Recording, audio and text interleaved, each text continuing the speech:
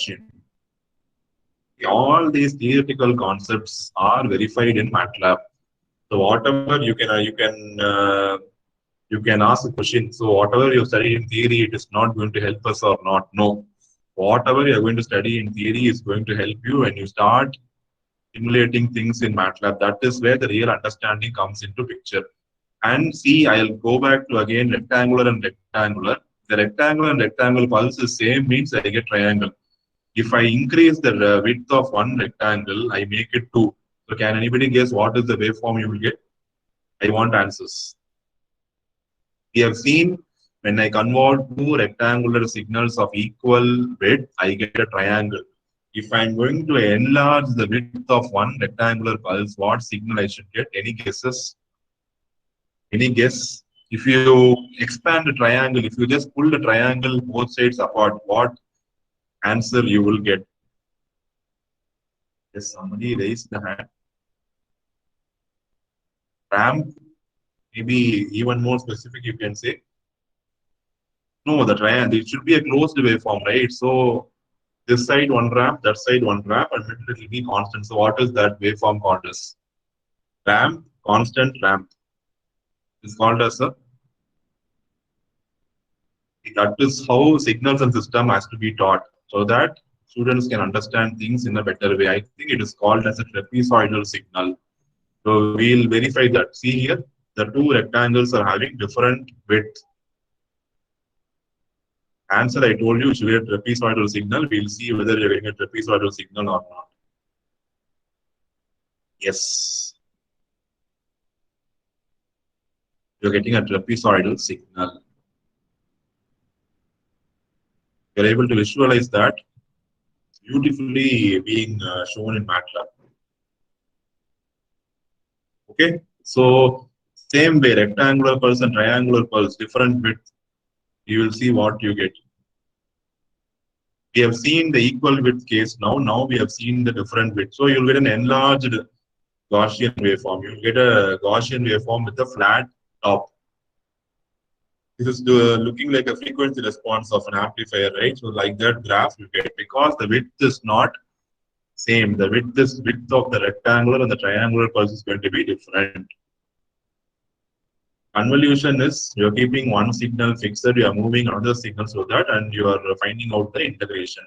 Now triangular, same type of Gaussian curve you will get. You can see the waveform is moving.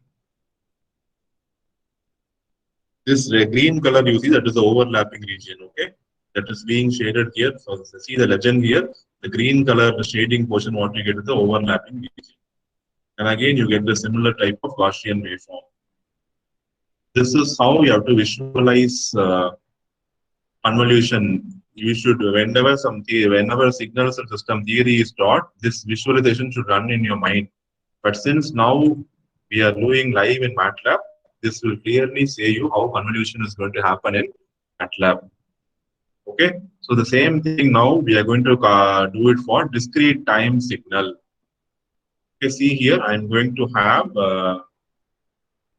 rectangular pulse and triangular pulse, discrete time signal. Okay, if I'm going to plot them, and now I'm going to perform convolution.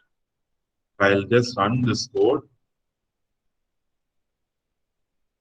Okay, see you are having rectangular signal and triangular signal plotted 80 samples. So minus 40 to 40, you have 80 samples. Triangle also 90 samples. You have 90 samples, minus 45 to plus 45. Okay, 90 samples. Now I'm going to convolve both. When you convolve a triangle and rectangular signal, you will get a Gaussian pulse. You see, you are getting a Gaussian pulse. And it's a discrete time signal.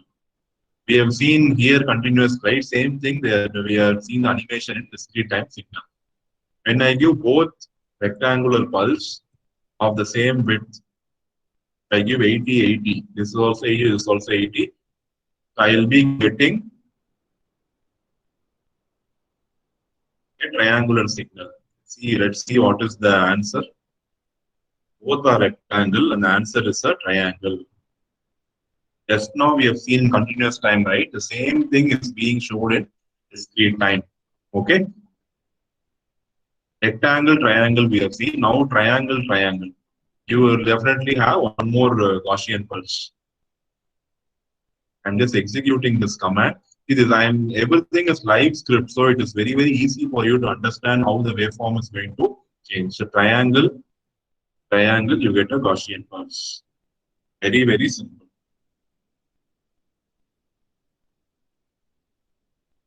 Okay.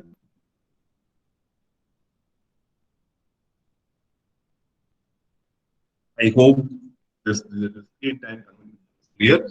See, we are not doing circular convolution here. You are doing normal convolution here. Circular convolution is done for periodic signal, and this is normal linear convolution. We have done first for analog continuous time signal, and we are doing it for discrete time signal.